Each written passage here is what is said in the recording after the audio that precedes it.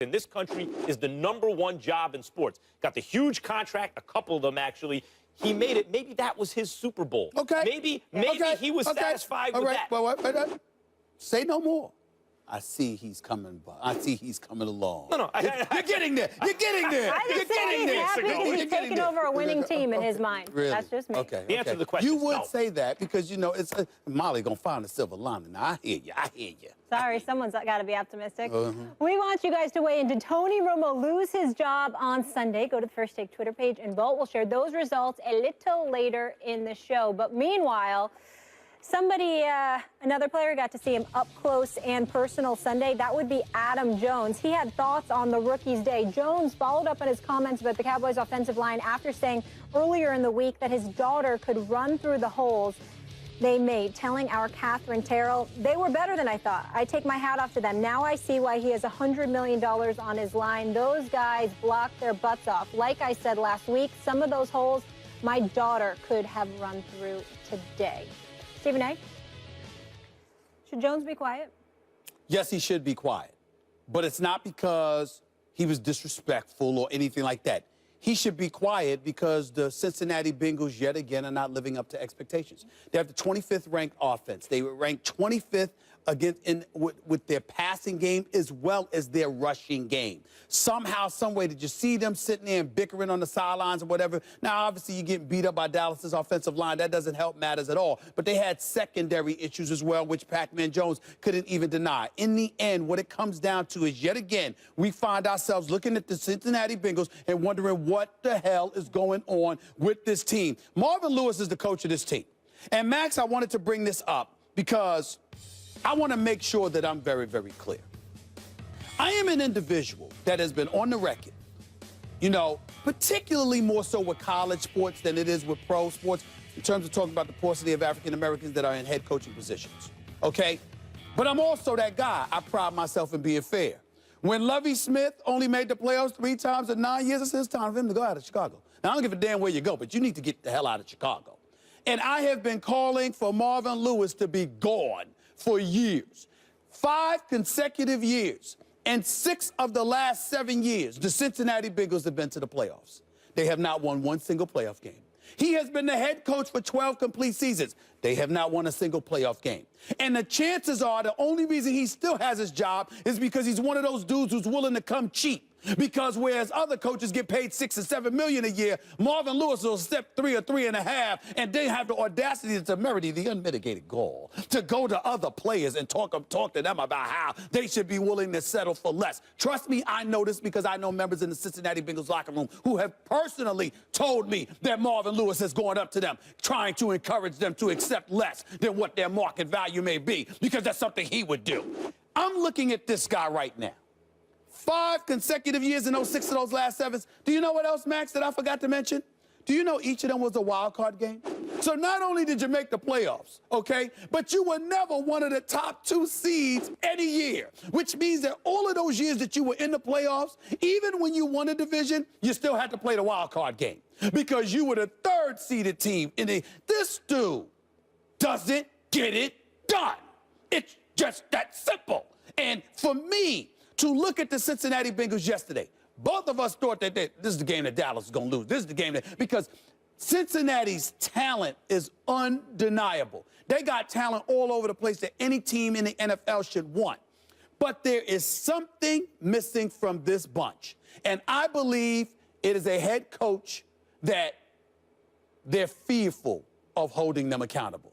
I believe it's a head coach that has come up short on too many occasions. I am not saying that Marvin Lewis doesn't know football. I am not saying that he doesn't have the acumen to be a head coach. I am not saying that he can't be a defensive coordinator or something else in the NFL. I am saying when it comes to being a leader of men, in terms of galvanizing them to maximize their potential in a focused and cohesive manner, this man has religiously and continuously failed to show up. If it were anybody else, I'm going to go a step further. In some situations, if it was a white coach, they'd have been out of here by now. How this man still has this job is beyond me, and yesterday was the latest example of it because, again, they disappoint you when You don't expect them to. It's who they are under Marvin Lewis. I don't think that's fair at this moment in time. It would have been fair 2 years ago. Might be fair at the end of this season. I'm going to answer the question in a second. I just want to respond to the Marvin Lewis I appreciate point. the fact that you said it's not fair, because I think that's insane. Go ahead. I think it's not fair at this moment in time because, yeah, you're never one of the top 2 seeds really playing in the wild card game. You're in the playoffs every year. The thing about the NFL is make the playoffs, you got a shot. As a Giants fan, I know that in the not-too-distant past, 2 Super Bowls as a result of being the wild card. Yes, we know. Okay. You and your Giants. So, you're right about that. Now, Marvin Lewis, you could make that argument a couple years ago, but a funny thing happened last year. There were signs that the Bengals were going to be dangerous in the playoffs, particularly coming from Andy Dalton. Not huge, glaring kind of signals, but little signs. He played better in primetime games than he had in the past, or even than he had during other games in the regular season, and he had a very good regular season last year. He played better in the fourth quarter. His production ticked up instead of down. I thought there were little signs that were going to be very interesting to see. It begged the question, how would he do in the playoffs this year, meaning last year? And he got hurt. So for the first time in, maybe since Marvin Lewis started making the playoffs with the Bengals, it was really, I think, an open question. You know what? The Bengals might actually do something. They were one of the most well-balanced teams in the NFL last year. Then he lost his starting quarterback. You can't hold those playoffs against him. And it's very early in this season. If at the end of this season they either don't make the playoffs or get bounced again in the first round, it would be fair to say that. But at this moment, it's a little unfair. Well, first of all, I'm very touched that you're interested in being fair to Marvin Lewis. It's very, very touching. You want some tissue? I mean, you got any tissue? You want some? Yeah, because you're so touched by because you want to be fair to Marvin Lewis. Let me tell you. Well, you are a fair-minded individual. But let me tell you this, Max Kellerman. You know why you're so wrong about this? I mean, so wrong? Because, Max, he should have gotten fired immediately after they lost to Pittsburgh last year in the playoffs. You've got the game won, a complete meltdown with the Vontaze Burfict. I don't hold that against Pac-Man Jones so much, but Vontaze Burfict, you understand what I'm saying? And you got to remember the way he had sacked Ben Roethlisberger a few plays earlier and then kept kneeing him in the ribs and stuff like that. He got away with that, getting an interception, or if it was an interception or fumble, I don't recall, then running into the tunnel. Just a whole bunch of overreactions, like guys conducting themselves as if they already had something won when that wasn't the case. That's a compelling point.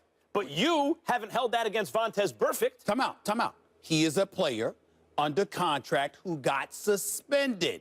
What I'm trying to say to you is that he's not responsible for the overall So let's talk about the guy who is responsible for it. Without his starting quarterback, they were in a position to win the game against the Steelers. No. I said to you, cumulative and collective. Those are the key words here. I'm sure you can appreciate that, okay? Well, because that's trending in the right direction. Well, let me tell you why. No, it's not. And I'm going to tell you why. Because he's been on the job for 12 full years. He has never ever won a playoff game. What about your fan base? What about the people in Cincinnati? What about how do you sit up there with a straight face and think it's okay for a man to not win a playoff game in a decade?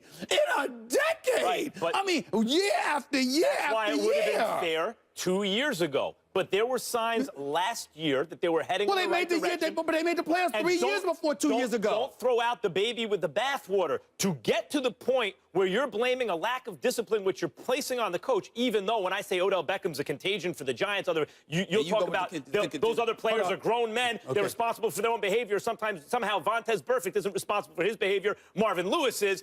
They were in a position to win the game against your mighty Steelers without Andy Dalton. First of all, don't be slick. You want to get rid of the coach now? Don't be slick. I never sat up there and said that Vontaze Burfict doesn't deserve punishment or anything like that. I'm just saying he's a player. So you're responsible for your job description. He is the head coach and has come up short for 12 years.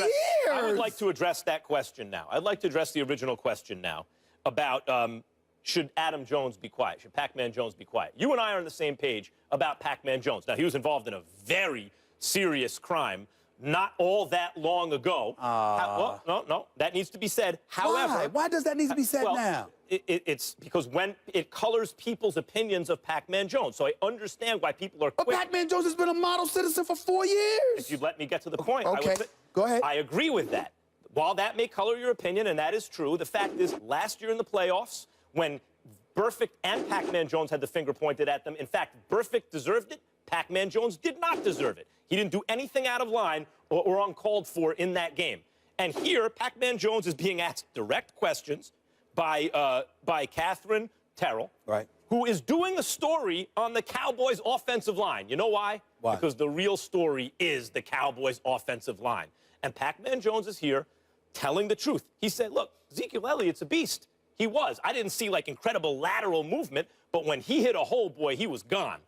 But the holes were there because of the Cowboys' offensive line, which a couple years ago made DeMarco Murray look like a top 5, maybe top 3 running back because he was a good running back playing behind a very good line. Right. That was a very good line a couple years ago. It's the same guys, more mature, better than they were then.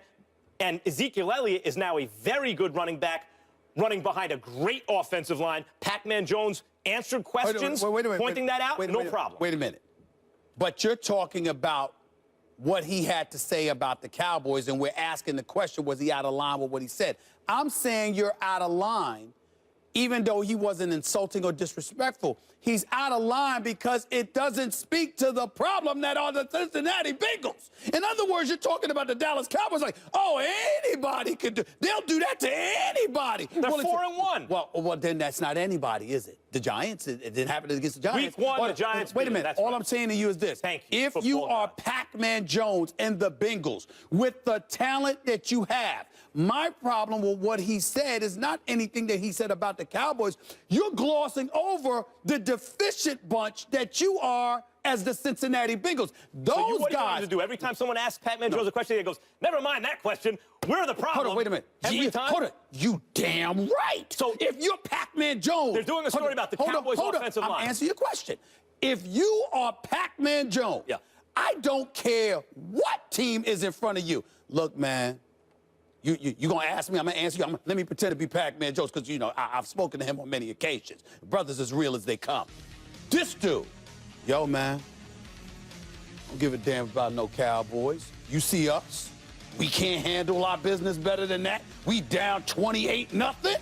That stinks. Something wrong with us.